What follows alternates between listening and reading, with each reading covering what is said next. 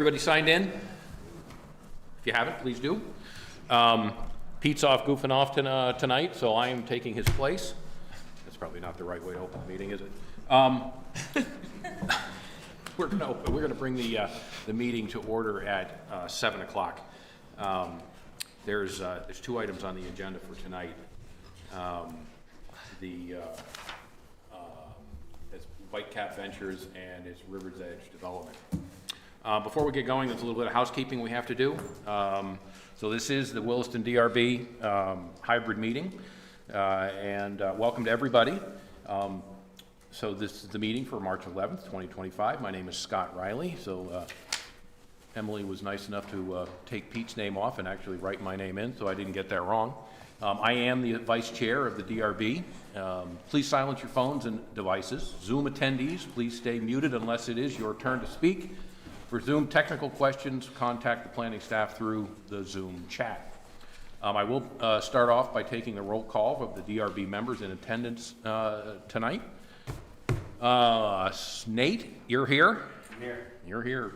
Paul? Yep. Yep, you're here too. Lisa Braden-Harder is not here. She's traveling. She is traveling. Scott Riley is here. Dave Turner? Here. Pete Kelly is not.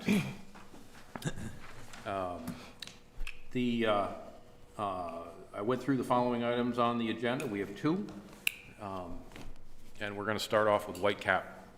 We'll start off with Whitecap here in a minute. The Development Review Board follows rules of procedure and conducts quasi-judicial proceedings, also known as public hearings, like a court, pursuant to Williston's Unified Development Bylaw, the WDB, of Chapter 6 and Appendix A. The powers of the DRB are established in and limited by this bylaw, as well as by state statute, and expounded upon in the staff reports for each public hearing application. As volunteer public officials, we are held to standards of the Williston Volunteer Policy and the Williston Conflict of Interest Ordinance for any public hearings, item for tonight. So we always ask this at every meeting. Does any member wish to be excused on account of a conflict of interest? No. I don't hear any. Does any member wish to report an ex parte contact? No. I don't hear any either. Okay.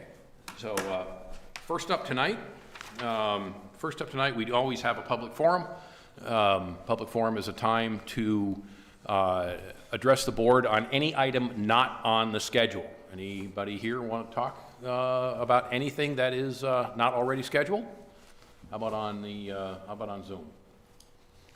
Doesn't look like we have anybody. Okay. So next up is the public hearing. We're going to start with DP 25-07, Whitecap Ventures. Come on up, have a seat.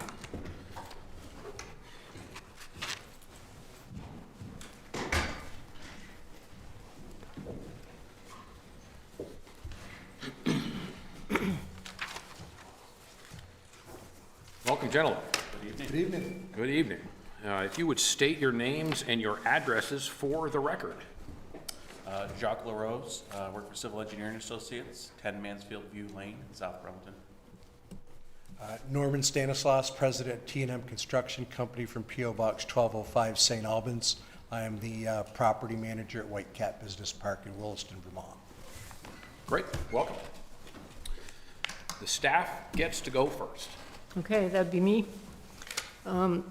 This is a request for pre-application review of a proposed 30,075 square foot building and 162 space parking lot on 2 vacant wooded parcels, 3 and 4, totaling 4 acres at the end of Winter Sport Lane in the Industrial West Zoning District. Melissa, can I ask you to speak up a little bit? Sure, the microphone seems really echoey, so that's, okay. Staff recommends approval of the pre-application with recommendations. The DRB should discuss pedestrian access, parking, and parking lot landscaping to help finalize the recommendations for the applicant. This is the first time the DRB is reviewing this request. Previous approvals include, in 1986, the 7-lot subdivision of Rosenau parcel, and in 1987, the subdivision resulting in the subject parcel, Lot 4, or lots 3 and 4, and 6 residential lots. No advisory boards commented or reviewed this application. The Public Works and Fire Departments submitted comments, which are included, and the applicant's encouraged to meet with the Fire Department and the Department of Public Works prior to submitting discretionary permit. However, the Fire Department plan review standards is a select board policy, not an ordinance, and their comments are only applicable to the extent they can be enforced by and do not conflict with the Unified Development Bylaws. One comment letter was received from Tiffany Vizina and Neil Walker. So for the zoning district, a specific use has not been determined at this time. The applicant did state that it will be a use that is allowed under Chapter 36, Industrial Zoning District West. Compliance is anticipated with respect to all dimensional standards. The IZDW has a height limit of 36 feet. Front setbacks are not applicable in this situation. Rear and side setbacks are controlled by the landscaping requirements of Chapter 23. The IZDW requires 40-foot frontage onto a public or private road, and the site plan shows these dimensional standards are met, and rear and side yard setbacks will be discussed in the landscaping section of the report. Outdoor sales and storage are not proposed at this time. In the IZDW, outdoor sales and storage are permitted, but must be designated on an approved site plan and be located in the side or rear yards, and is not permitted within the setbacks. If the applicant anticipates outdoor sales and or storage, it must be shown on the discretionary permit site plan. The applicant is proposing a boundary line adjustment to merge parcels 3 and 4. It's a boundary line adjustment because it moves property lines without creating a new lot. The boundary line adjustment can be approved administratively, as there is no minimum lot size in the IZDW that would require its referral to the DRB. And the BLA must be approved prior to issuance of administrative permit for the proposed development. For access, connectivity, and traffic studies, compliance is anticipated.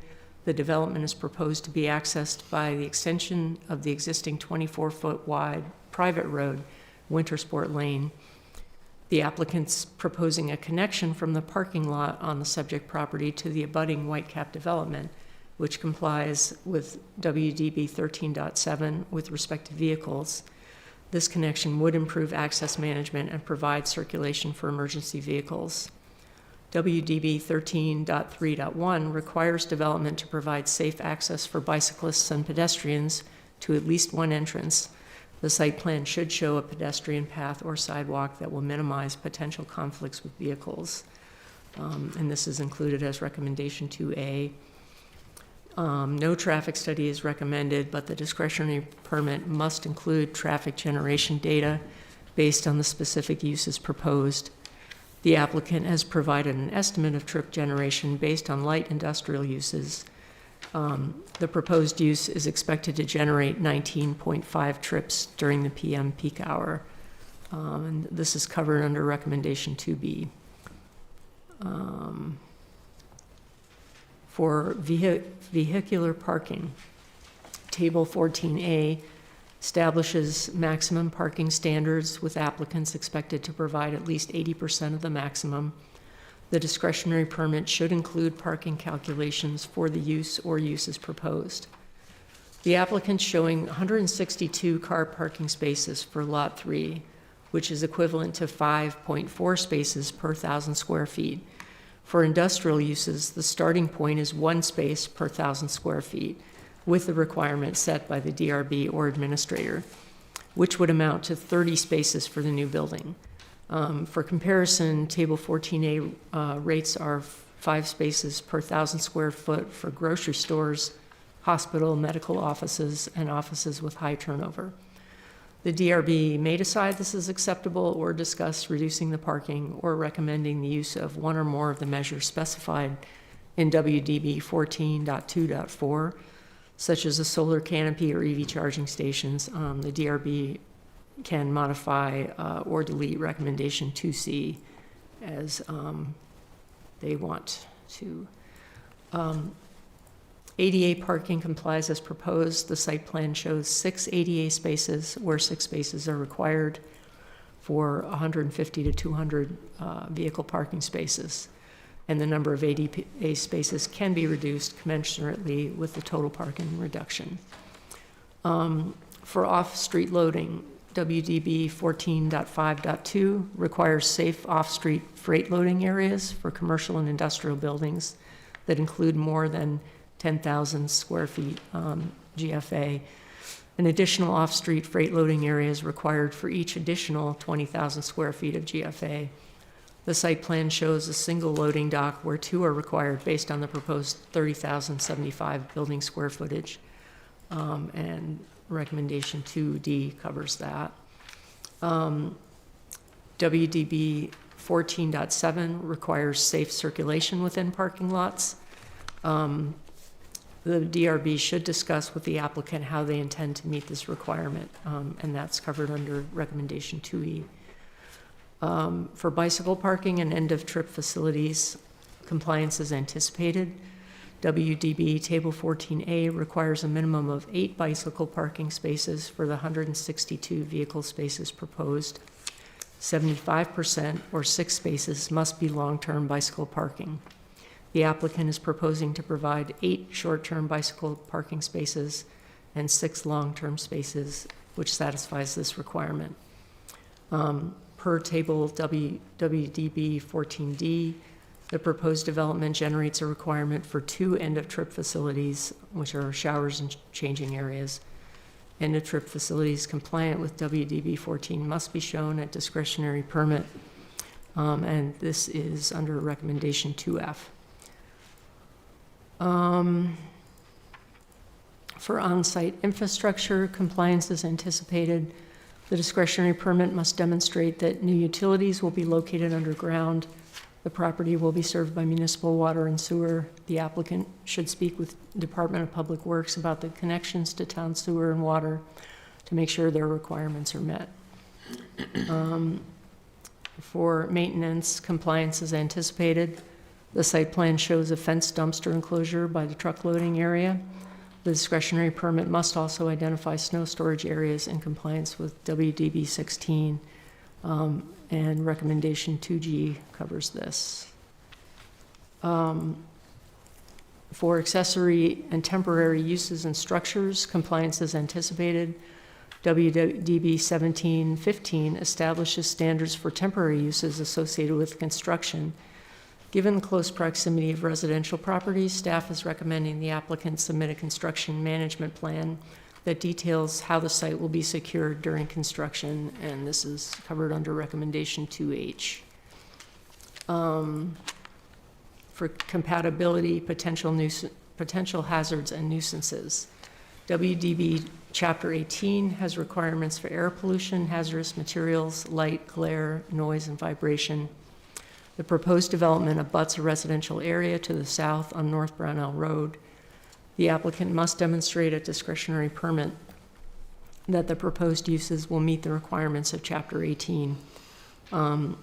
For air quality, per WDB 18.3.3, air quality is regulated by the state of Vermont.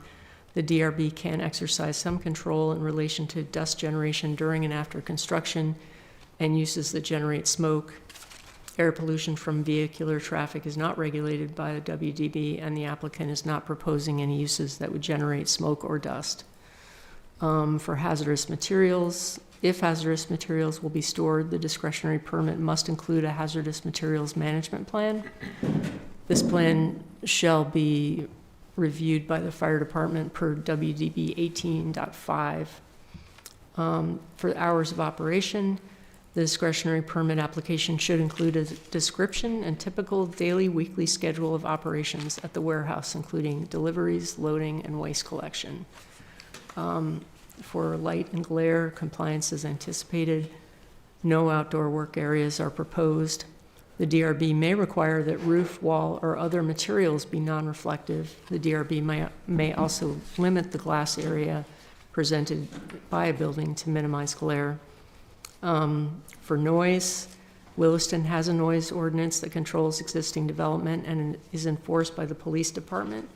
WDB 1810 allows the DRB to request a noise study where there is question about compliance with the maximum standards set out in Table 18A.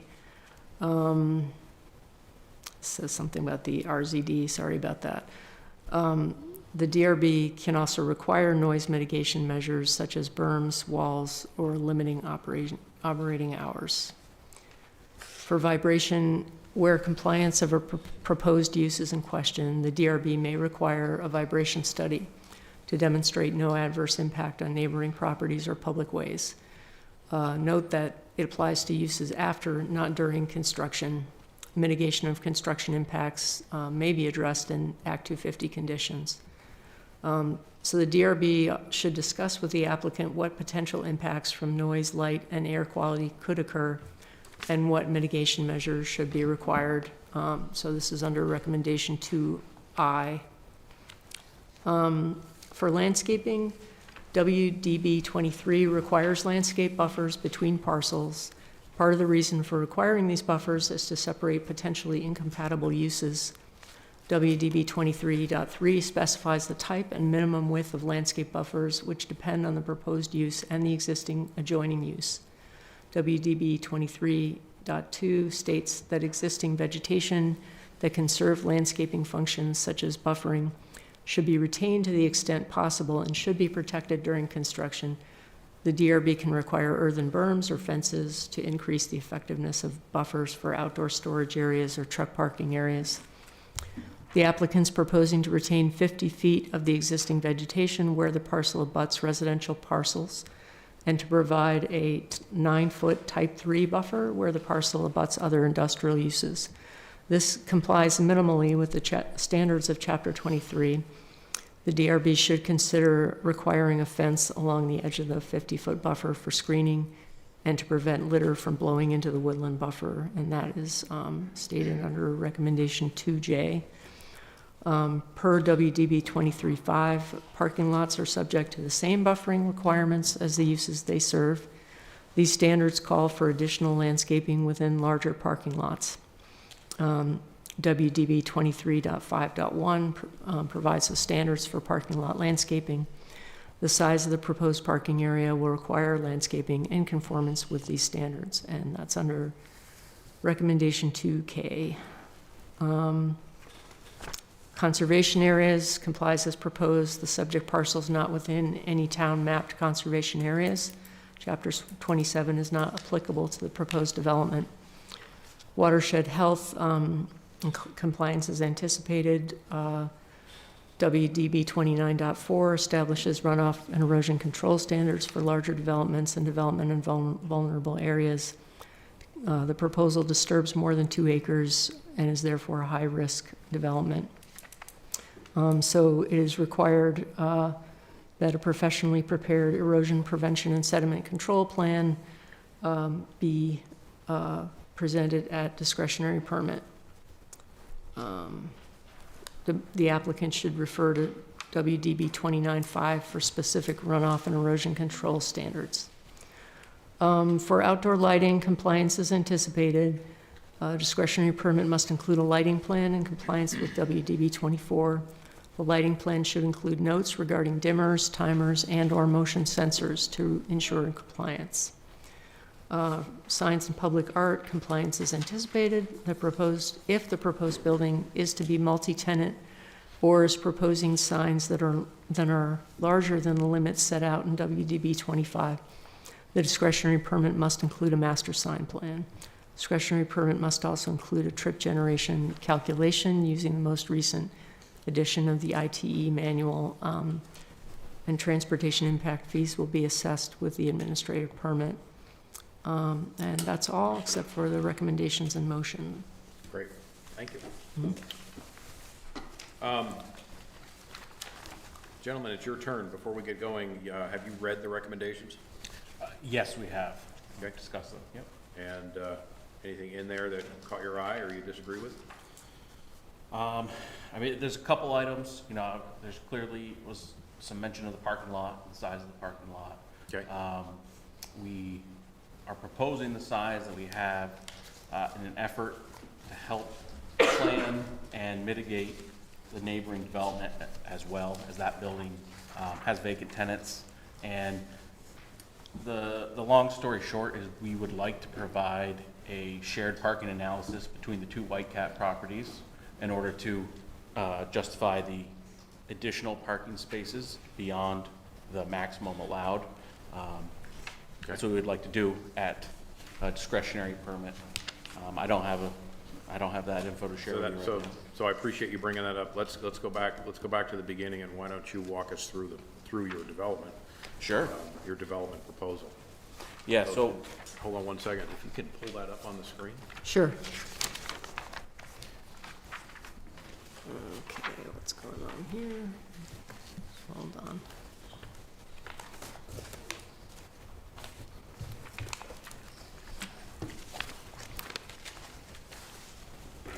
All right.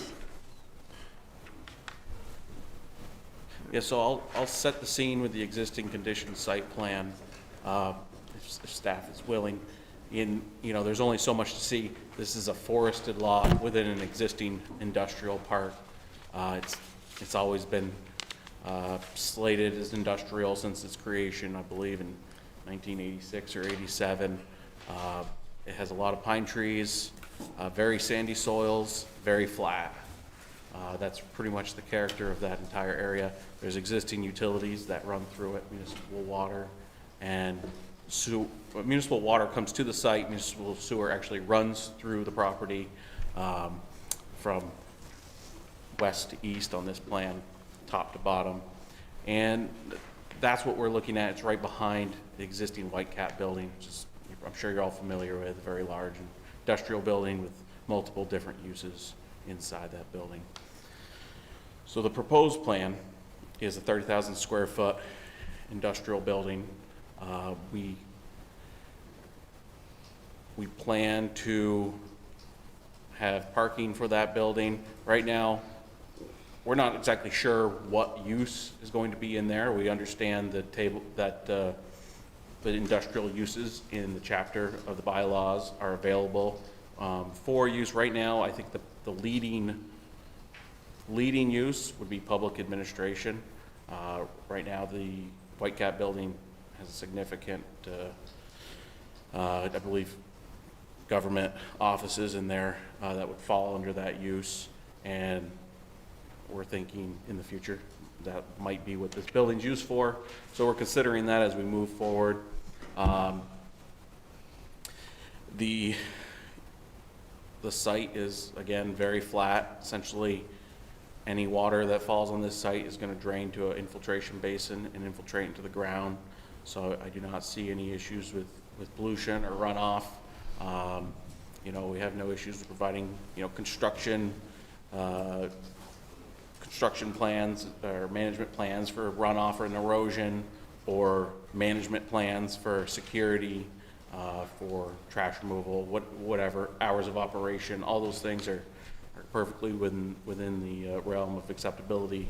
The Whitecap property has I would say good management, but I'm a little biased today.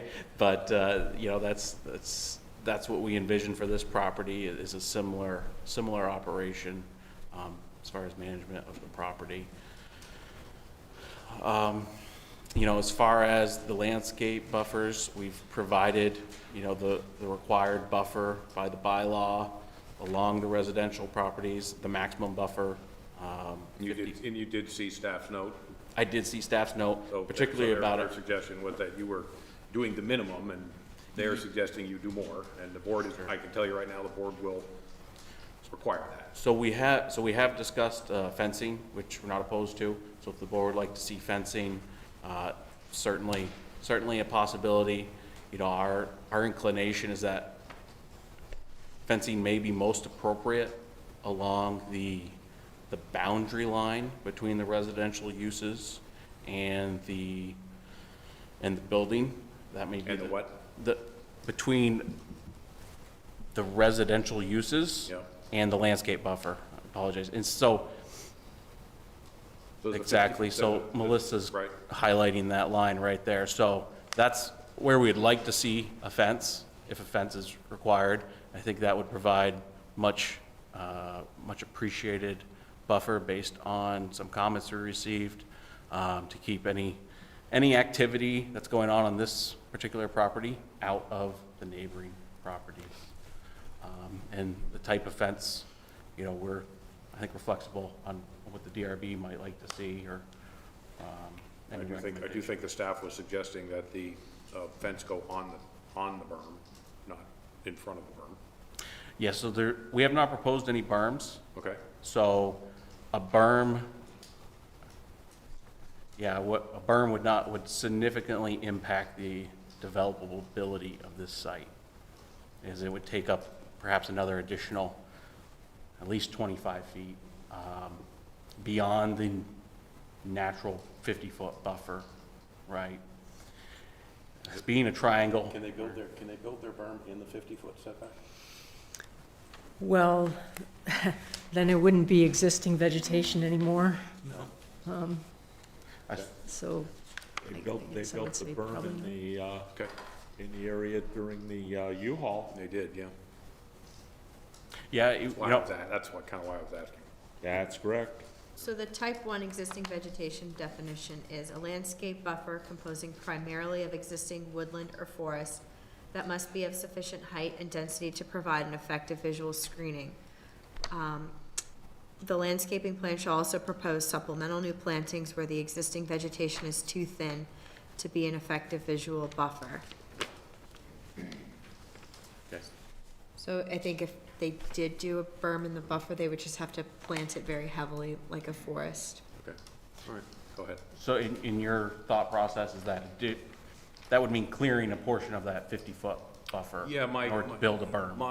My concern, and I'll let other board members chime in, is that there are 6 lots back there that have houses on them, and we've gotten one comment letter from an individual who is already concerned, and board is concerned about making sure that the residential neighborhood is impacted to the absolute minimum that, as possible.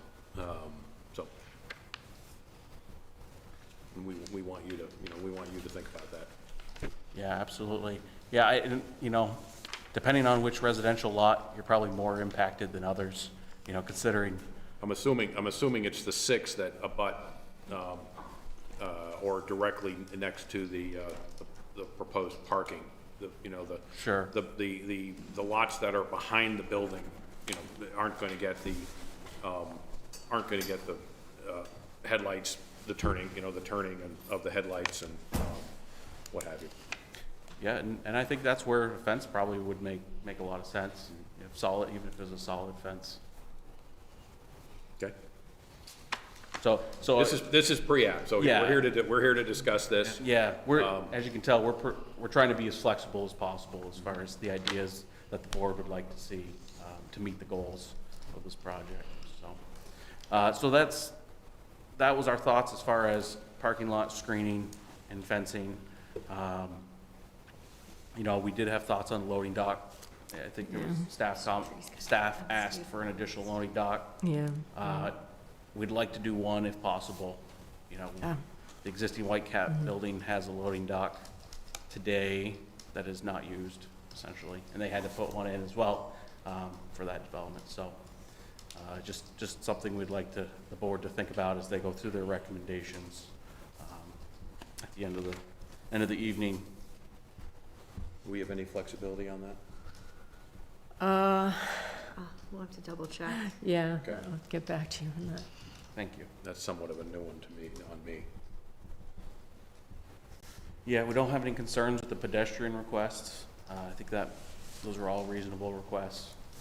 If they're included in the recommendations, snow storage, no issues, and the trip facilities, no issues.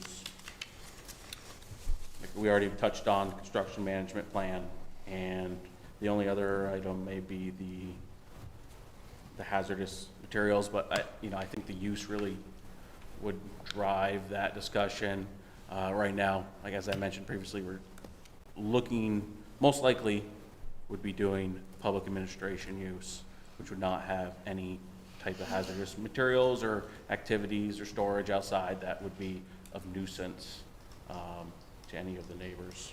Do you have an estimate on how tall of a building you're thinking about? Says 1 story. Could be up to 36 feet, so Yeah, so- 36-foot, one-story building. Reality is what we've experienced at the current White Cap building is the roof deck elevation is approximately 16 feet from the finished floor, and that's a pretty good height if we're looking to go with exposed ceilings and ductwork and joists, so on and so forth. So my thought would be possibly under 20 feet, yes. Under 20? Yeah. That's, I mean, the White Cap building was built as a warehouse, as a low-bay warehouse, so. That's correct. What you build nowadays is probably different than what was built. Right, exactly. Back when Rosignol put it up. But of course, I guess I have to catch myself on that comment. Unfortunately, not knowing what. You're not being held to that. Okay, not knowing what the overall use could be, I guess my comment would be that we be able to build within the guideline of the requirement, Right. depending on what our final use is that we submit for. I mean, you're allowed to go to 36 feet, so I asked that question, for my own Sure. Right. edification. How many square feet? Board members have any questions at the moment? You're talking about, you made a comment about joint parking with the previous development? Yes? Yes, that's our intent. So in to other words, justify it, yeah. then we can take a look now at the other building and just see what its actual utilization of parking is then, right? That's exactly what we would do, yes. Because I remember we ran a lot of fire calls at Rosignol, and the back parking lot never had a car in it. Just, Well, different. so I was just saying, so Different world. that must be a major change. So following up on Paul's question, could you walk me through or walk the board through one more time on what your idea, you're currently requesting a lot of parking. Walk us through one more time about your intent to set up a shared parking arrangement. And are you trying to develop an overflow parking for the White Cap, call it White Cap 1 versus White Cap 2? Okay, yeah, so the intent is, yes, to do a shared parking arrangement, or at the minimum, a calculation that's required by your bylaw, to demonstrate that we are below the maximum parking. I mean, that's really the intent, when you consider both properties. So. Okay. Yeah, so that's the intent of the shared parking, is not to ask for more parking, but between the two properties, to have, below the maximum. So if I between could the two just, properties, what's your traffic impact if we So- include all the properties together? so I can comment on the existing building so currently we have approximately 430 spaces on the existing site. We are in the process, we've been very fortunate over the years with a great synergy within the building, where it's been turned into a great office complex that when originally purchased, we had no idea what road we were going down with this property. So as I said, it's turned into a great office project. However, what's starting to occur is that 3 years ago, we took on Evergreen Health, which took up another 18,000 square feet. And I'm currently negotiating, signing two 7,000 square foot, or two leases which combine another 7,000 square feet, which are additional medical. And obviously, additional medical has a higher parking demand. Yeah. So if we went into the regulation based on the max, we have 430 currently, and based on the regulation, if we build out the rest of the current building, based on what we're thinking is going to happen, the maximum requirement would be 510. So that's 80 spaces more than we currently have, but obviously, we're still, And your trip count is now what gonna be? We'll get to that. So, okay, I follow you. That's, So we thought that, and originally when we were looking at this, we were not taking this into consideration, but now that we've had a couple new medical uses come forward on our adaptive reuse project in the front, we thought it was a perfect opportunity to maybe utilize as overflow. so it makes sense. So, Melinda, one of the things we'll want to do once the board goes into deliberation is we will want to craft a recommendation that discusses this, gets it, memorialized. Yep. Yeah, okay. Okay, so that makes sense. Any follow-up questions on that topic? No? Okay. Staff brings up outdoor storage, you're, if it doesn't sound like that's what you're contemplating, but if you are, just be aware that it can go in certain areas. Understood. And the way this building's laid out, there is no backyard. Well, it's on the side too.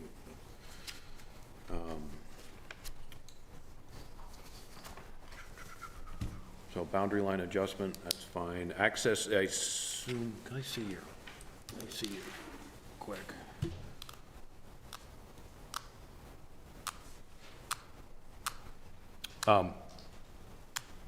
So one of the items brought up in the staff notes is within the parking area, pedestrian access, especially if you're going to be having a shared parking component, and on your site plan doesn't really look like there's a lot of that taken into account at the moment. But if there are people that are going to be walking back and forth, you're going to that's going to be clearly very important. Because they'll be walking through a lot of parking. Yeah, I think that's a great comment. Yeah, we'll certainly add that in as we go to the next middle. Yep. Yep. Okay. Let's see, pardon me, just as I go through some of this stuff.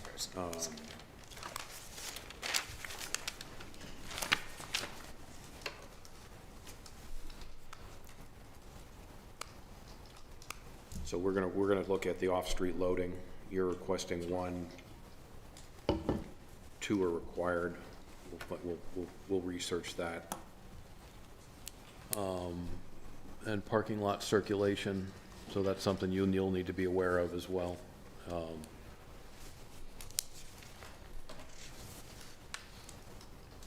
it may be helpful when you come back to us for that parking lot circulation piece.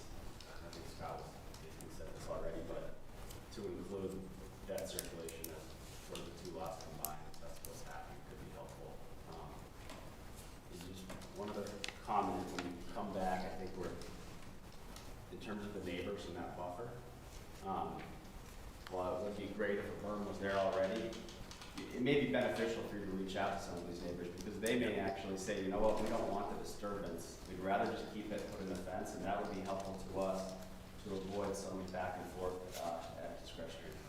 Yeah, and as of right now, we're not requiring a berm, but I will second what Nate just said, in that we do highly suggest you talk to the neighbors. You reach out, discuss this with them, okay? Include them within your plans. I know, do we have the Vazinas on the? They are attending on They Zoom. are attending, okay, good. And the other thing is your 2 truck loading areas. If you're gonna include tractor trailers in there, you better make sure you look at your turn radiuses coming in and getting out of there. Yes, absolutely. We are, right now for trucks, the intent would be to utilize the existing White Cap property, get a truck in, similar to there. Basically, if you look just north or just above the connection point to the existing White Cap property, there's an existing loading dock. It's probably in small letters on the plan, but there's an existing loading dock. So today a truck would come through that aisle on the existing White Cap property and pull off page and then back into that loading dock. This property would have a similar circulation for a truck to use the new loading dock. It would back basically make that same movement and back down this new parking aisle all the way to the new loading dock. I'm not sure I'm describing it great on the plan, but happy to provide turning movements and things of that nature to demonstrate compliance. Yep.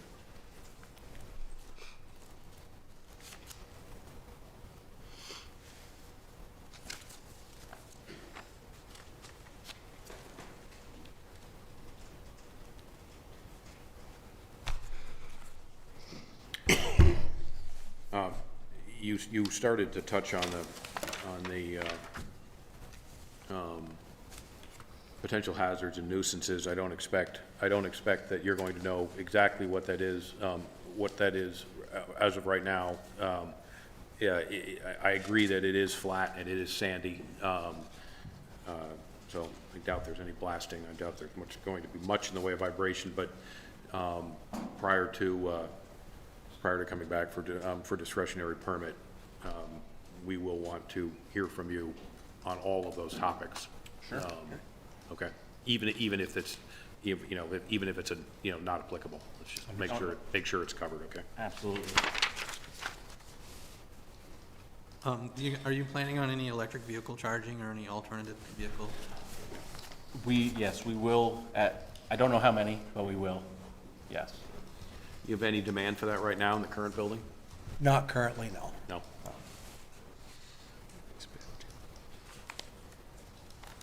Do we have a requirement? Do we have a requirement for new commercial construction right now for this? It's not. No. It just goes into the residential, right? For EV chargers? Yeah. We don't have a requirement for EV chargers either. Act 250 has requirements. 250 does, okay. Yeah. One other thing, have you considered any alternative power for the building? Because I'm assuming it's going to have a nice, big, flat roof. We have not considered that. The problem that being in the construction business, commercial construction business for over 40 years, and being a commercial flat roof installer for over 40 years, unfortunately, these flat roofs are not necessarily designed originally for Vermont. And the problem is, if we're looking at alternative power on the roof structures, and basically what happens is it makes it very difficult to maintain the integrity of that roof and to keep it watertight. I don't agree with you, but that's your opinion. Talk to BF Goodrich Aerospace. Oh, I know. I mean, we have solar panels on our flat roofs, and they seem to be working just fine, and and it's not raining inside, so. Well,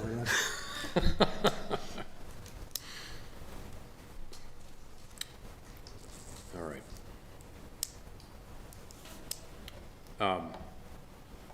I just want to reiterate, make sure that you reach out and please talk with the impacted homeowners behind you. This will be a big change for people who are used to having a forest behind them. oh, sure, no question. And if you are, I know that Melinda covered it, but if you are thinking about a multi-tenant building, you will need a master sign plan. Understood. I'm sorry. Oh, yeah, the neighbors did want to speak. And yes, well, we will get to them. Yeah.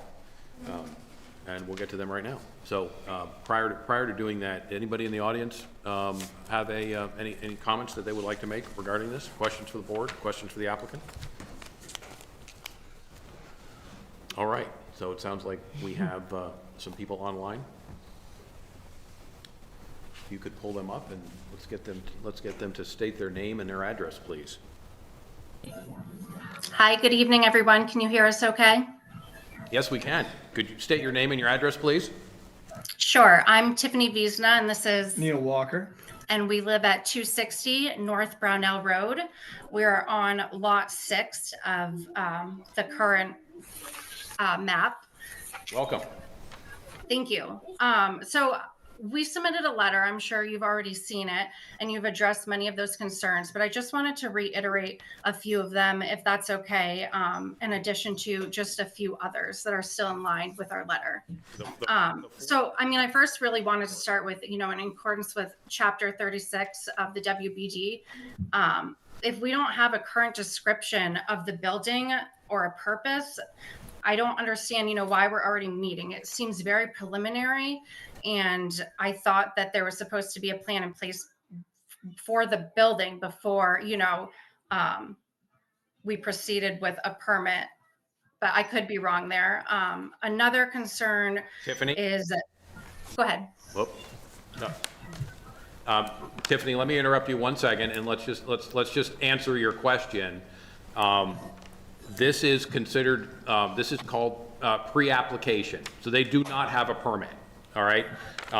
They will need to go through 2 more steps in order to get a permit, discretionary permit, and then final. So right now, what this is a discussion of what they would like to do in the zoning district that they are working within. So they're not required to provide an elevation to us. So they don't have to give us what the building will look like.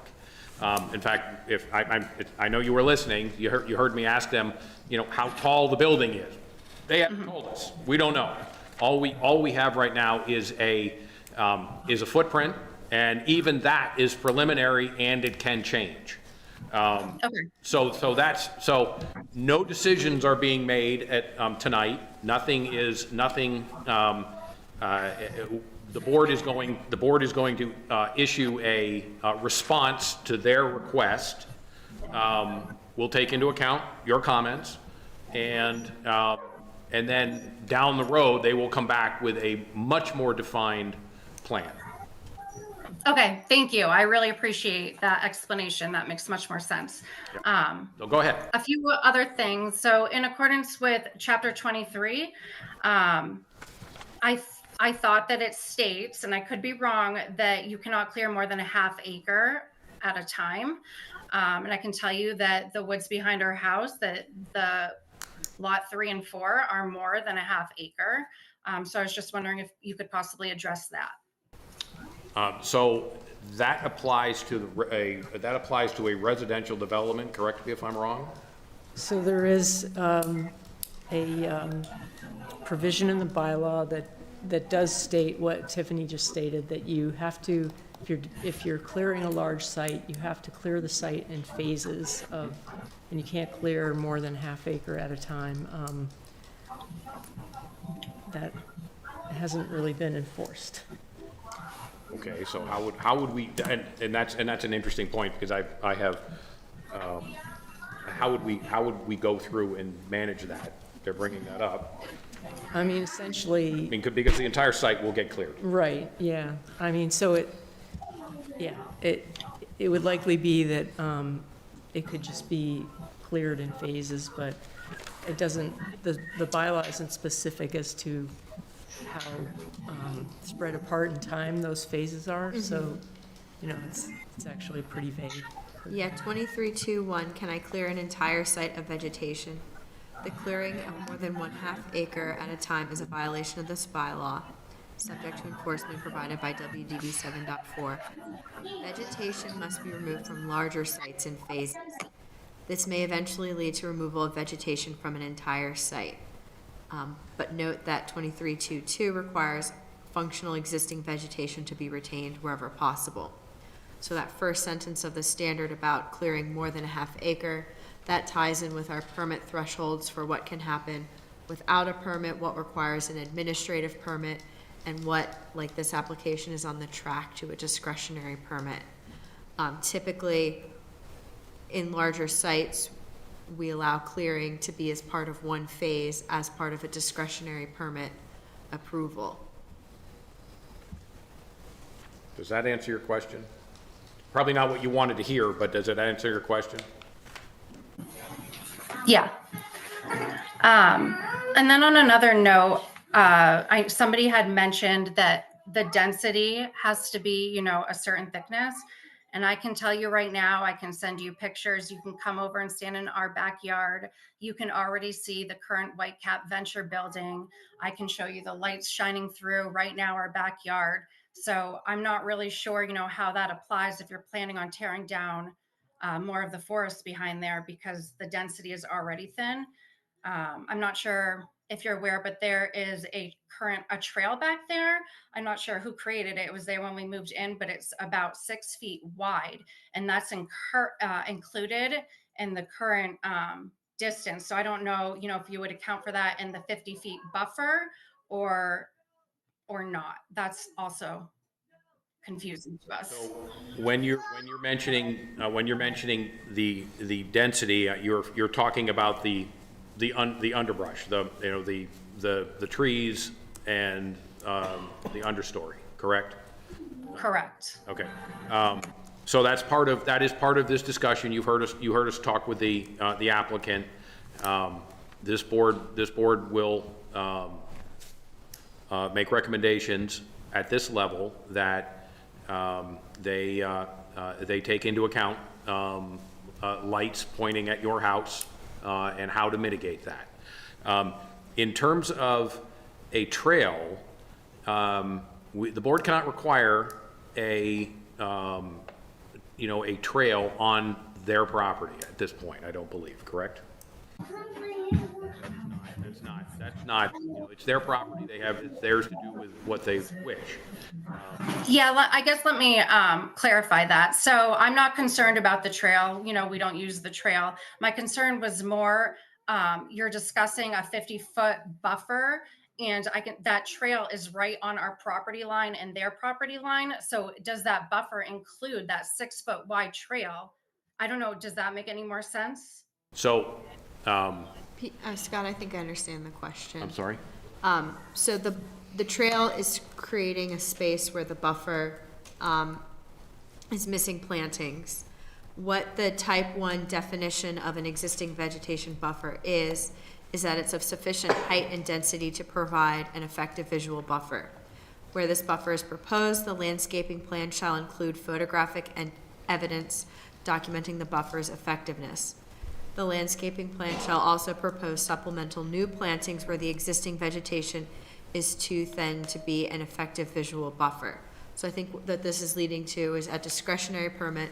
They show that they show that photographic documentation, and that trail area might need some more plantings than everywhere else. Yep.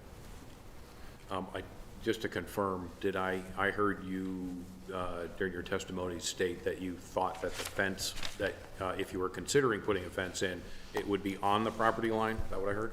It would be our preference to install it on a property line rather than on the buffer line, that's correct, or the buffer / property line. Okay. And just, Tiffany and Neil, just to let you know, the intent would be that I will reach out to you as an abutting neighbor, and hopefully between yourself and the other neighbors, we're able to come up with a plan that satisfies you prior to us coming in for our next submission for the discretionary permit. Thank you. We do appreciate that.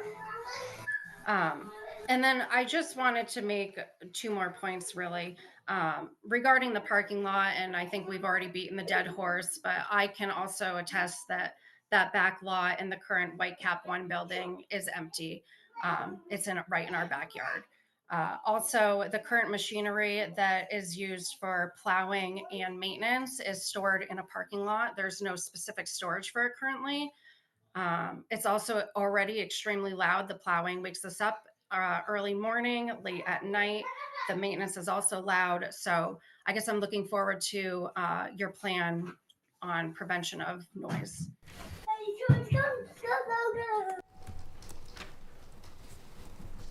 Okay, all right. Anything? And then, sorry, just to add one other thing, this is all in our letter, but also the vibration. I mentioned it, that last summer there was some, I believe it was water piping that was worked on in the parking lot right behind our house. and the vibrations were so intense that it literally was shaking objects on shelving in our house. And this persisted through the weekend. It went into the evening. And if this was just, a minor maintenance construction, it's really concerning what, a whole 32,000 square foot building will do to our house. And we also have a pool. So, not to mention the foundation and structural solidity of that. So Okay. that's it. That's all we have. Okay, no, that's great. I appreciate you bringing those concerns up to the board. Any questions from the board? No. For the Wazinas? No? I read. Okay. All right, thank you very much. Any other questions from anybody on Zoom? No. Okay. Any other questions from the audience? Further questions from the board? Any other questions? Paul? The parking lot lighting situation. We were going to address the original building as well in this whole deal because of the fact that it's now combined parking, right? Will a shared parking arrangement also take into account parking lot lighting on the other side? Not really, I right? don't think so. I don't think so either. I mean, The other mean, question, Hang on. the other question I have is, we had a discussion one time about UPS buying a lot across the street. You said you can't put just parking on a lot, correct? I don't recall that conversation. When I was sitting there saying that UPS buy the lot across the street from it for their parking, and you were saying that you cannot have just a parking lot on a lot. I don't know the answer to that. Well, the question is, based on your response that you mentioned it, I think Pete agreed. I wasn't sure which of the two of you basically told me that. So But that's, yeah, I remember that proposal. So that was where across the street on entirely separate parcel, different ownership, they were considering a concept plan of doing a parking lot, and our zoning does not allow parking as a standalone use. Parking is always accessory to a building. In this case, it would be accessory to this proposed building Yep. and then shared with the White Cap building. Yep. okay, I'm just curious why parcel 4 had to be broken out, and all it is a parking lot and a water retention pond, basically. Why They're- why they're- No, why is it- Is that the old plat? I thought Parcel parcel 4. 4 was just simply the end of the cul-de-sac. Why didn't they just bundle it into They're- this new parcel 3? they're proposing to do a boundary line adjustment. Right. Okay, that's all I need to know. Yeah. Okay. Anything else from the board? All set? Nope. Any other comments? No? No? Okay. We're going to close the hearing at 7:57. Thank you for coming. Thank you very much for your time. Yes, thank you.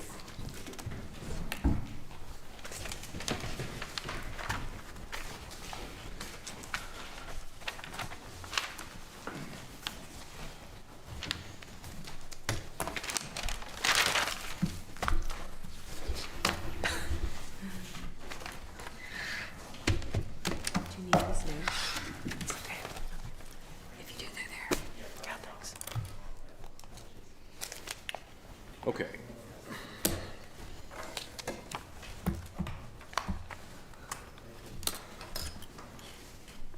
Welcome, Brian. Thank you. Well, let's get your name and your address out of the way. Brian Courier, O'Leary Burke Civil Associates, 13 Corporate Drive, Essex, Vermont. All right. So, staff is recommending the continuance of this hearing so that questions can be answered for Public Works. Yep. Is there a date that we are shooting for? I think that's up to Brian and Christine for how long they think that will take. And if we're still uncertain, we could continue it out a month. If we need more than that, we could always open and immediately continue it again. Yeah, so, in my view, the biggest thing is we have a hydrant flow test scheduled on Thursday. Generally, you can't do those in the winter, but the weather, as you likely noticed today, is showing signs of spring. So that's scheduled in a couple days here.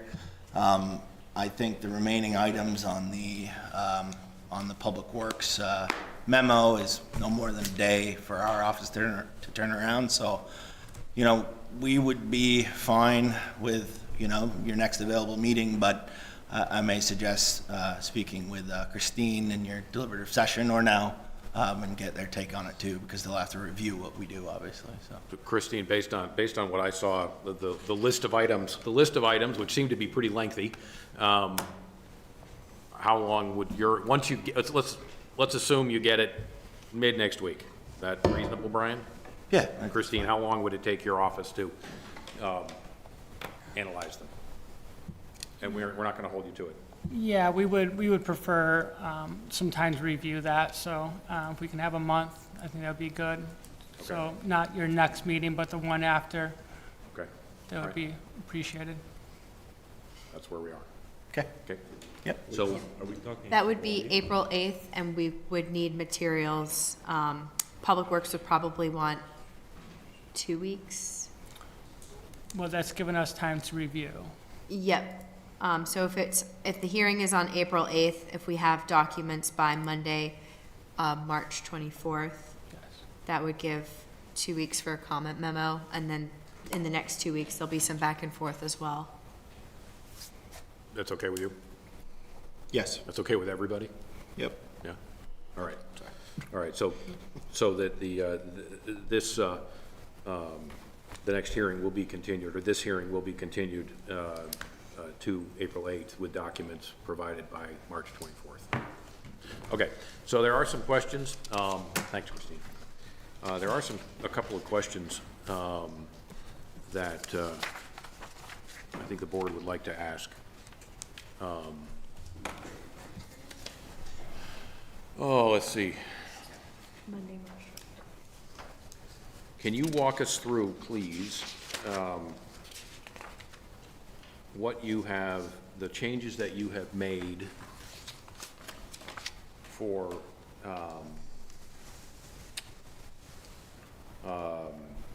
paths and trails and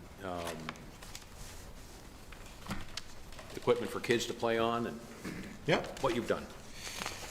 Yeah, so, going to the growth management section of the staff report. Last time we were here, well, I guess specifically to answer your question, the categories in the growth management section, staff essentially scored the most of the items the same way they had before. The back and forth we had last time was around neighborhood spaces. The board thought we were light on that category as we had to remove a previously proposed multi-use course in the middle of the two residential clusters in order to provide what the WCC wanted as a wildlife habitat corridor. They thought the use was incompatible for what was being proposed there. So basically what we've done is that use is still being removed, but on either side of that recreational path, we kind of have two pocket park areas. There's some natural play features there. I think there's two on either side. There's 4 benches. There's multiple eating areas, picnic tables, those sorts of things, but they're concentrated on both sides, the north and the south sides of that connecting rec facility. So the center of it can still have the intended purpose of being a wildlife corridor. Do you have, it wasn't included in my packet, did you submit cut sheets or anything like that of what you're proposing? We did not, we certainly can. That'd be great. Yeah, The board would like to see that. okay. Okay. Any other changes other than what you just described?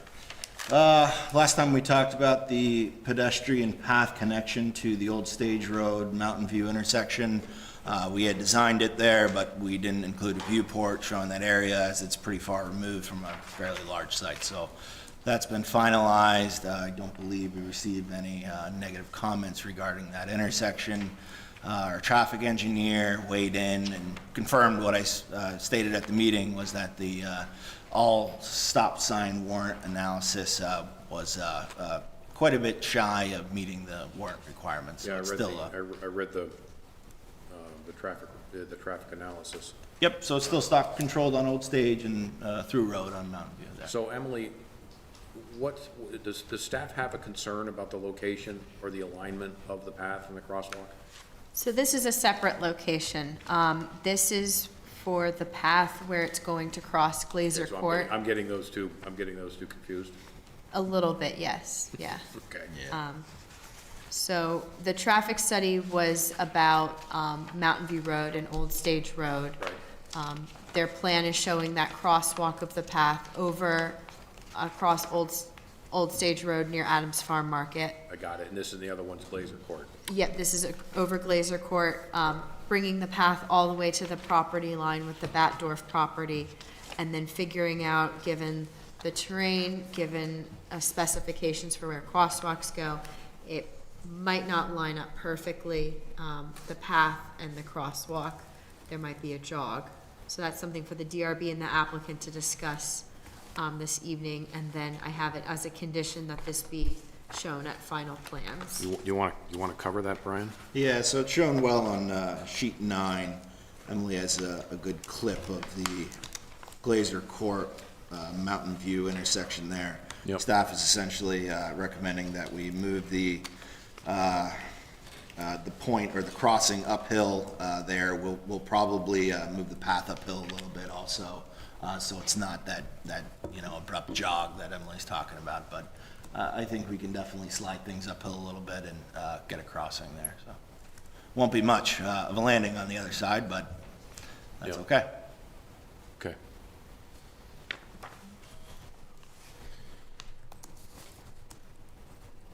Any questions from the board regarding these topics? Paul? No, I'm good on those. You're good? Could you repeat, Brian, sorry, it's basically it's picnic tables that we're at, is that the main change? What else was it? Nope. So on,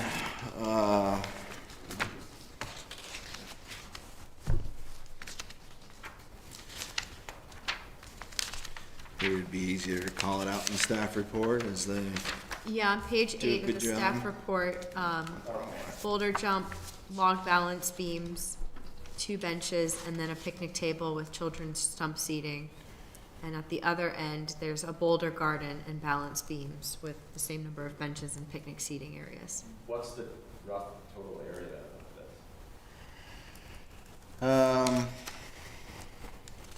the path is about 1,200 feet long. So I'd say these areas are probably 100 to 200 feet long, Okay, purposefully kind of spread out. okay, thanks. Did you add the neighborhood garden too? Because I don't remember that from before. So there's 2 neighborhood gardens, one with each cluster. What we've added, or what we talked about adding last time, and what we've done is added water connections to each garden. So that'd be just like a standard yard hydrant. So a standard deep water valve, whatever, Yep. used on a farm? Yeah. Yeah. Yeah. Similar to what's at Brennan Woods now. Yep. Okay. Is that metered by an HOA or something? Not that this matters, but how does that work? I've actually had a conversation with Christine about that. We're hopeful that Public Works will allow us to have a removable meter that exists at Brennan Woods now, rather than a meter pit. Got it. It's a fairly significant expense for just removing a meter in the winter. Is so. that's how you handle it right now? Put a meter on in the spring and take it off in the fall? It's a discussion. That's what we're hopeful for. Obviously, they're not going to get used in the winter, so, but, yeah. That's surprising. We have to remember that. Are you using a farm hydrant? That's coming out of the It's ground? basically, Yeah. Make sure you got a really good padlock that fits in that thing. Yep. Yeah, no, we use those too.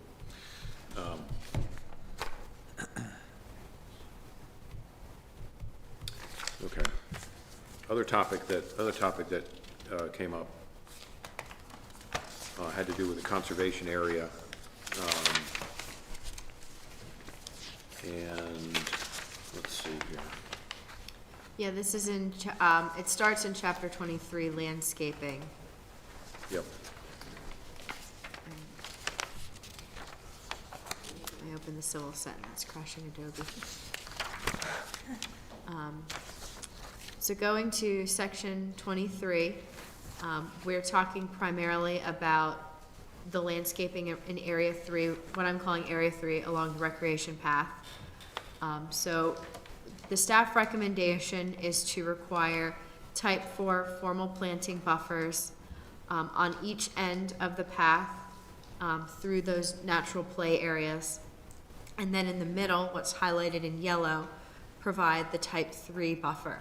This would balance the DRB's discussion from January 14th about the number of plantings that would be needed to provide a type 3 buffer along that entire 1,200-foot path, as well as balancing the feedback from the Conservation Commission on March 5th, that the landscaping plan as shown here does not fulfill that habitat corridor mitigation per the habitat disturbance assessment.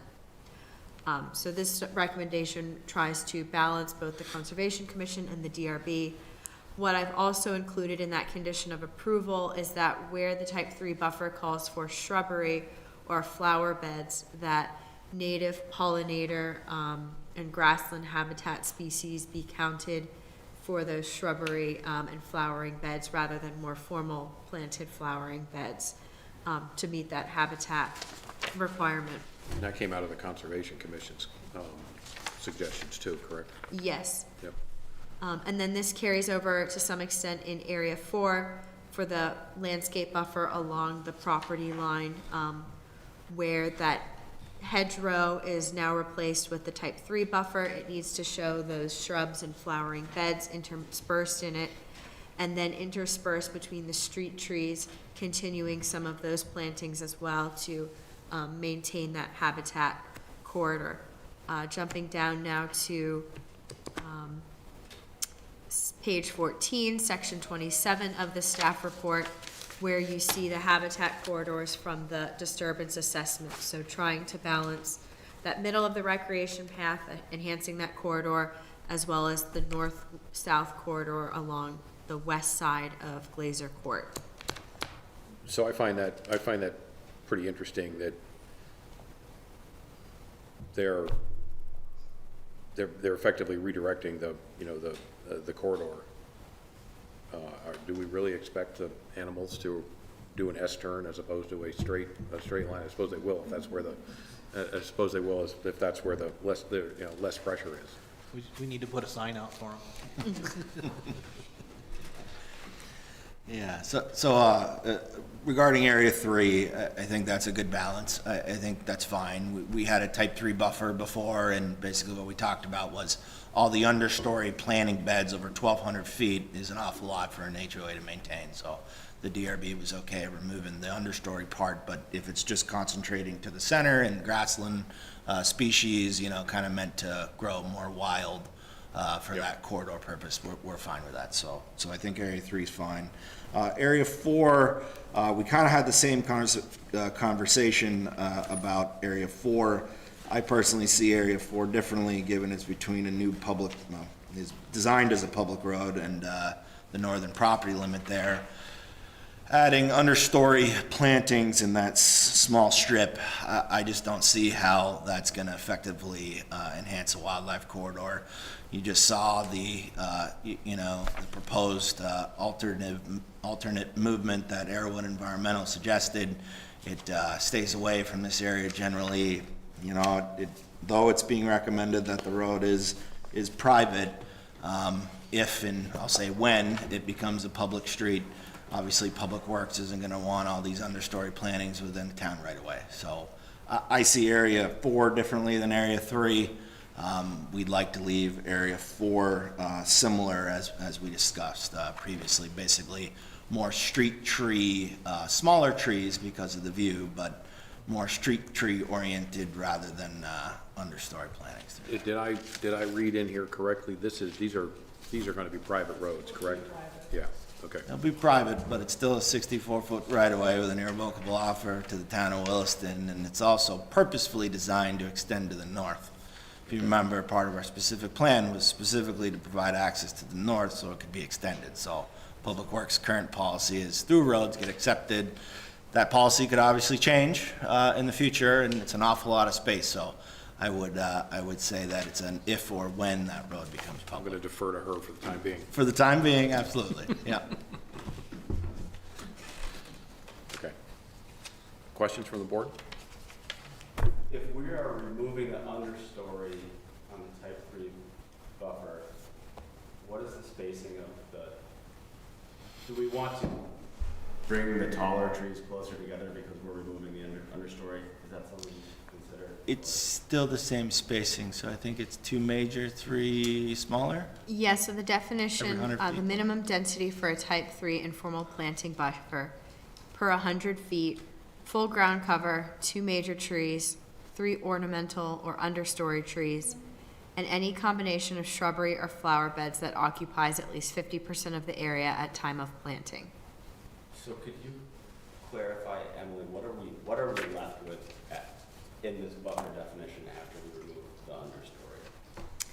So it would be 2 major trees and then shrubbery and flower beds. And just to be clear, that type 3 buffer is for the portion of the landscape buffer that's not along the street. When it gets to the street, then it transitions to a street tree section, which is 40 feet. There they are proposing smaller trees. So a street tree can be 40 feet apart, whereas that type 3 buffer, you're talking 20 feet with 2 major and 3 understory, that's 5 total. And street trees can be small, medium, or large, depending on the width that's available for that street section, as well as other factors like utilities, or in this instance, wanting to protect the neighboring properties' views of the mountain. So they're proposing smaller street trees that may be similar to an understory tree and a type 3 buffer, just depending on what species they choose and what its maximum crown height is. Right, and the buffer is below the road. The street doesn't require a buffer, essentially, so. Have you developed an anticipated expense yet for annual maintenance? Is that are we too early for that? I think we're too early for that. Too early, okay. Yeah. I Certainly just, something that your homeowners are gonna want, because there is a fair amount of it. oh, certainly. And I'd also just mention the property line is a fairly substantial hedgerow now. So I think anything planted just below it, to a slope off that road is, not gonna be terribly visible, so. Yep. Okay. Question? Yes, Paul? Am I missing something? The yellow on this diagram is for the wildlife corridor, correct? Yep. Why is there any plantings at all then?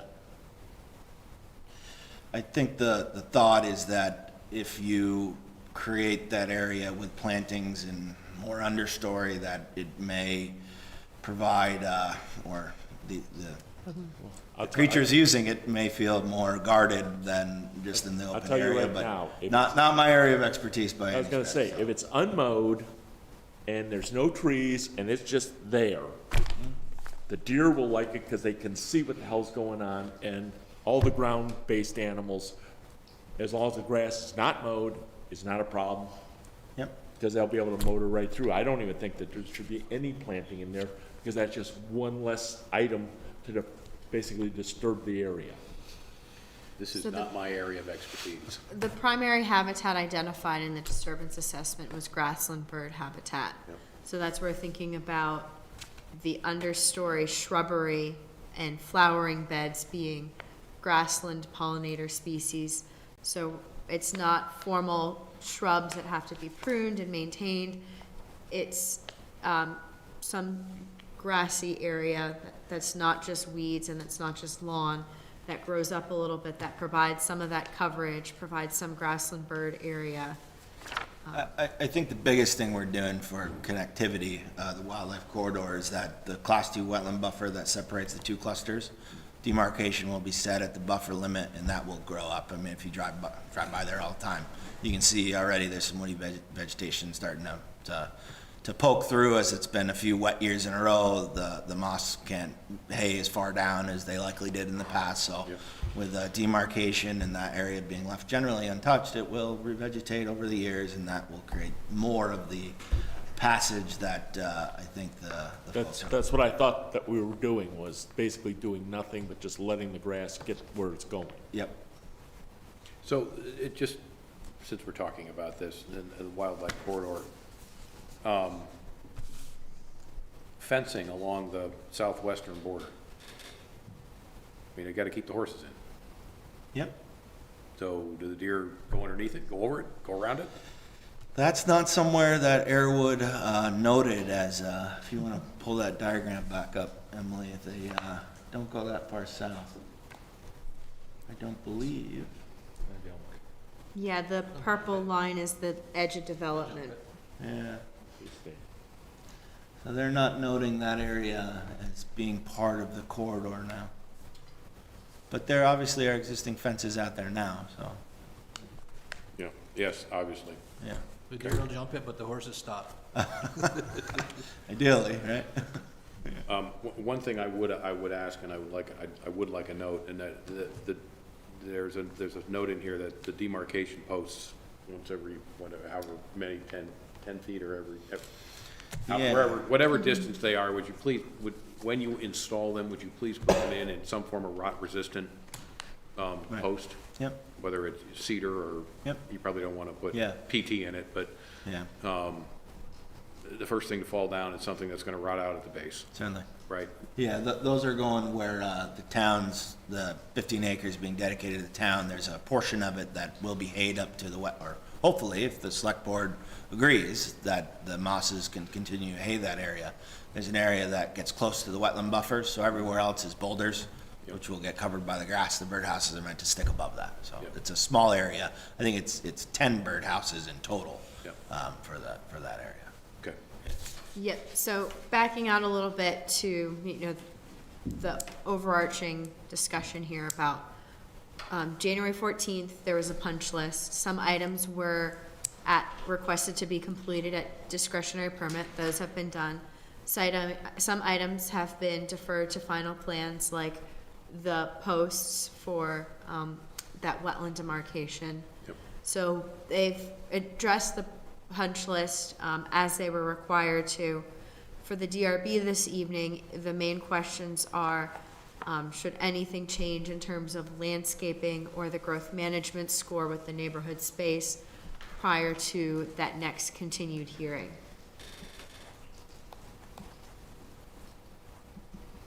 Okay.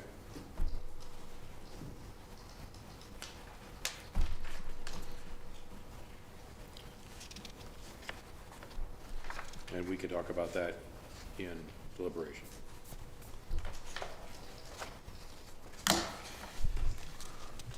Any other questions from the board?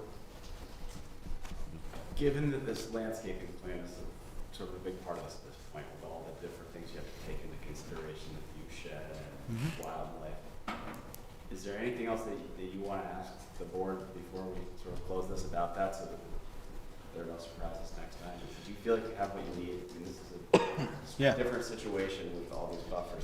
Yeah, we're trying to satisfy a myriad of different groups, including Vermont Fish and Wildlife, so, I think with the landscaping piece of it, I think my really only, comment at this juncture is the landscaping adjacent to Glazer Court in between the road and the Battendorf property, as we discussed prior, but we're okay with staff's other recommendation for Area 4, so. Okay, and just as a point, we're not closing, right? We're continuing. Sorry, yes. Yeah. So if we were closing, it would be set in Close the stone. wrong term, before we finish up. Yeah, Before we kick it down the road yet again. exactly. Exactly. Are there any questions from the audience? Any questions online? If you're online, please comment in the chat, and we do have one raised hand, from Ruben. Okay. Hi, everyone. Hello, can people hear me? Ruben Espinoza? Yes. Yes, we can. Was that a yes? I'm sorry. Let me just turn up Hi, the volume. Ruben, if you would state your name and All right. address, please? Yes, Ruben Escopizo, 516 Wildflower Circle. I just have a question. I don't know if I'm allowed to ask a question on a specific section, specifically 13.8 traffic study.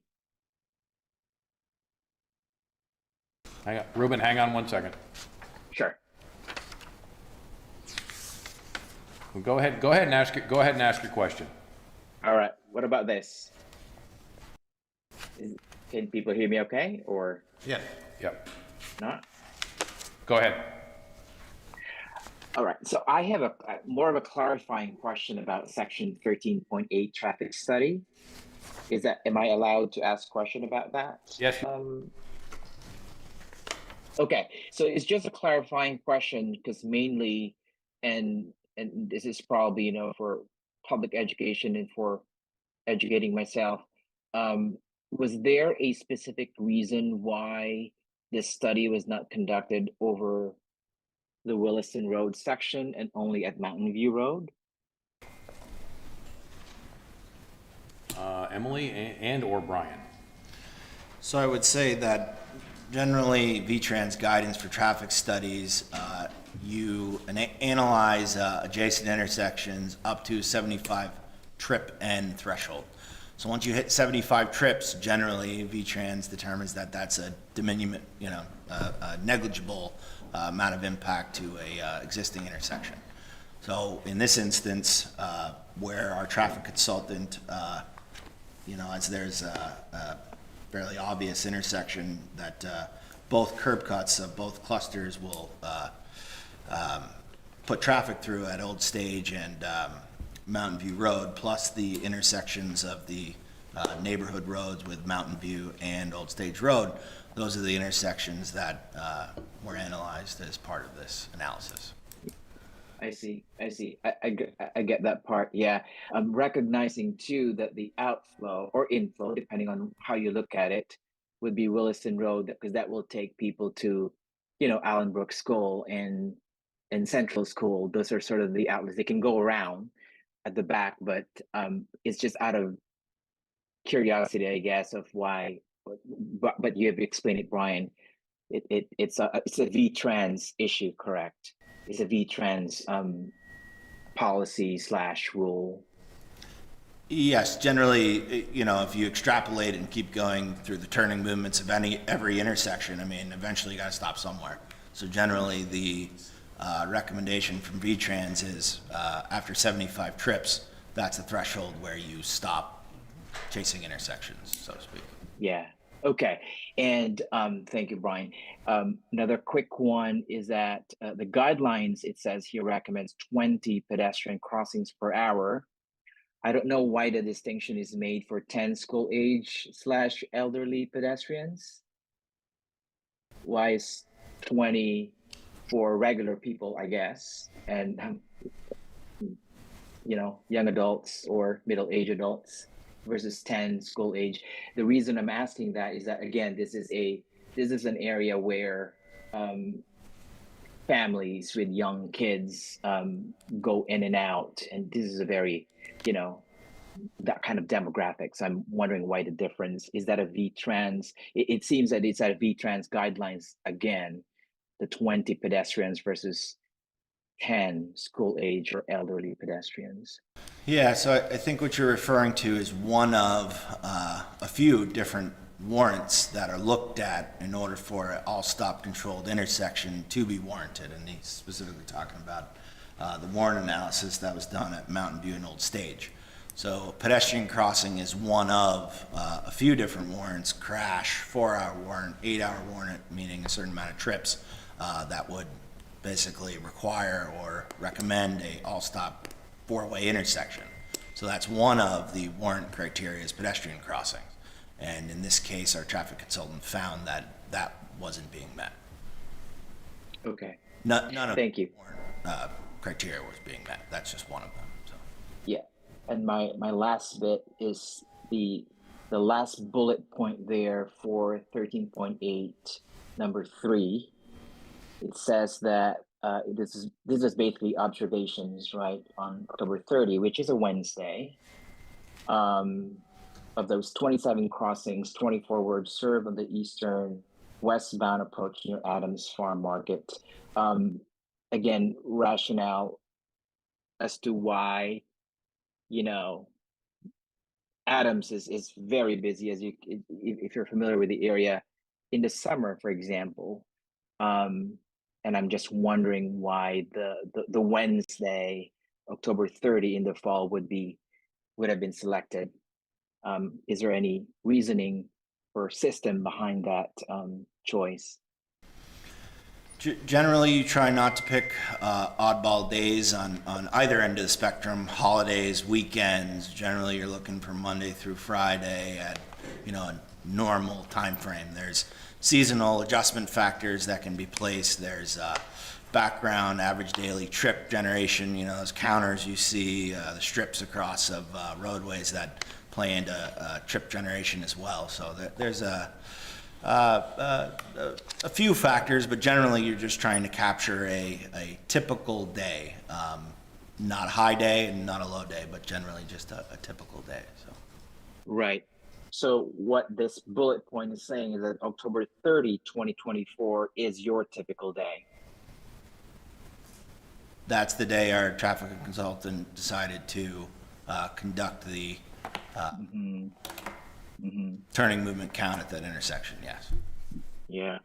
Okay. I think that's all I have. It's really honing in on the traffic. You know, traffic has been brought up here multiple times, and it is what it is. But certainly from a safety perspective, I hope that when we get further down, the DRB or another board or somebody will look at this also from a safety standpoint and see what traffic signs or lights or mechanisms can be put in place to make sure that, again, if you're familiar with the area, and I think you all are, this is a very heavy traffic by foot and by bike and car and trucks, especially during the summertime. Thank you. Thanks, Ruben. Yeah, so we are providing a rapid rectangular flashing beacon at the pedestrian crossing opposite Wildflower Lane, as that's more of what you'd call a mid-block crossing. It's a four-way, but it's generally a mid-block crossing, given that they're local roads. So we do have a flashing beacon, just as you would, as you know, that exists just further south here, where the rec path crosses Old Stage Road. So it's similar setup to that. Generally at Collector Street, cross sections or intersections, those sorts of facilities aren't typically warranted. So, yeah. Okay. I do want to note that what the revised traffic study also said is if the safety of future potential pedestrian volumes is a concern, we would recommend the all-way stop control and/or crosswalk warrant be reevaluated upon occupancy and installation of the pedestrian infrastructure on the Glazer project. So the cul-de-sac and that multi-use path along Mountain View Road is going to be one of the later phases of the project, several years down the road. So we'll be even more years away from this traffic analysis. So once this project is constructed, then it would be something for the town to consider in its work program and its transportation planning, if that intersection should be, where it should fall on the town's priorities for evaluating intersections and improvements. That would be at the town's cost at that point. Yep, and then it would be looked at on a townwide prioritization schedule of where are the highest priorities to do traffic studies to make improvements with the town's limited time and resources. Yeah, and we'll pay all the applicable traffic impact fees. So I think we were saying there's about $800 a unit. So, you know, it's roughly $100,000 going to the traffic. The joys of development. Any other questions from anybody online? Not at this time. Okay. All right. Any other questions from the audience? Questions from the board? I do have a few conditions before you close. So. Not closing. No, Continuing. Just, well, I'm sorry, you know what I mean. Yes, go ahead. So skipping to the back, the proposed approval conditions, assuming they will carry over to our next meeting, figure to get your take on them now. Staff does talk in the body of the report about 3A, which is a recommendation from the WCC folks. Yep. Staff recommends that that condition essentially be replaced with the Area 3 diagram that we talked about. And I believe that's memorialized as condition 8D. So I would say 3A, I think, could be struck. Okay, we'll consider that. Yep. And then 8C is the condition that I talked about with the plantings to the north of Glade Court. So if you wouldn't mind looking at that in your deliberative session, we would appreciate 8C being reviewed. And then 19 talks about our phasing plan. I just wanted to say that we have a phasing plan for general construction, how we see the development building out, and then there's a phasing plan for erosion control. Generally, they should coincide in the majority of the phases, but they don't coincide exactly, given the intent of each plan is So what's your, so, like the erosion control plan has sub-phases, and it just says they shall correspond. So I just want to make sure that that's not going to be an issue later down the road. okay. If they're not, okay, just walk me through your concern again. I understand that the phases aren't going to necessarily correspond.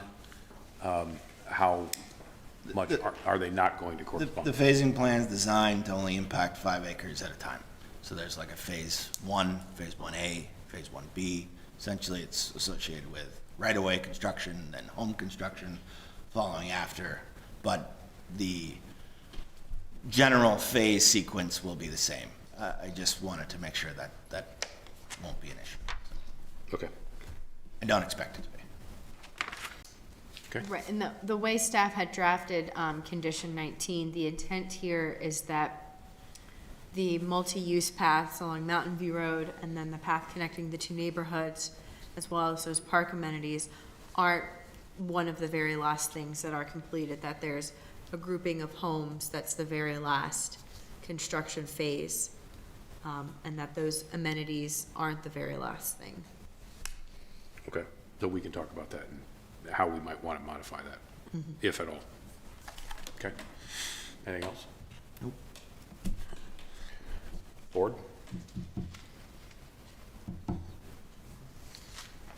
Guys are all set? Yeah. Okay. Any other questions from the audience? Any other questions online?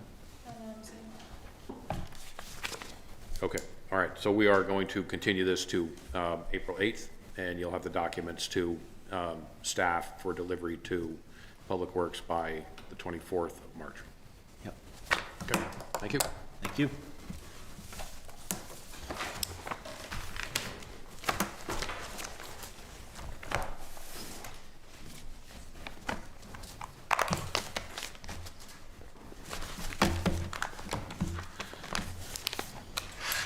Okay, board is going to go into deliberation. Recording stopped. Maine 57, Vermont 40. Recording in progress. They lost. Oh, is it? You're on? Okay, thank you. All right. Welcome back to the Town of Williston Development Review Board for Tuesday, March 11th. The board is out of deliberation. Do I have a motion for DP 25-07? Nate? Yes, as authorized by WDB 6.6.3, I, Nathan Andrews, move that the Williston Development Review Board, having reviewed the application submitted and all accompanying materials, including the recommendations of the town staff and the advisory boards required to comment on this application by the Williston Development Bylaw, and having heard and duly considered the testimony presented to the public hearing of March 11th, 2025. Hold on. Accept the recommendations for DP 2507 and authorize this application to move forward to discretionary permit review. We do have a few changes, which I will read now.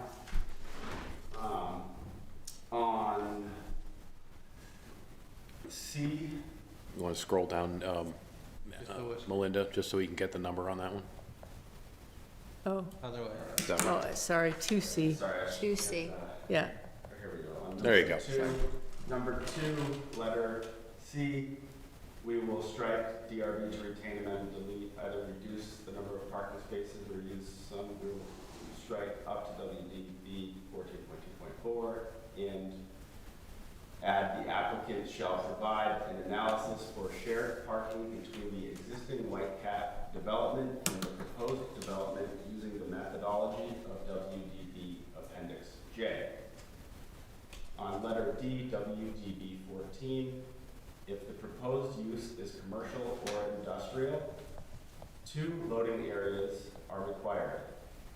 Loading areas are not required for institutional uses or public administration uses. Letter J, WDB 23, applicant shall provide an opaque screening fence and consider a berm behind the loading dock and parking area along the edge of the 50-foot landscape buffer for screening to prevent litter from blowing into the woodland buffer. Protect existing vegetation per WDB 23.2.3, per 23.3.2.2, provide photo documentation of the buffer's effectiveness and provide supplemental plantings where existing vegetation is too thin to provide an effective buffer. Oops.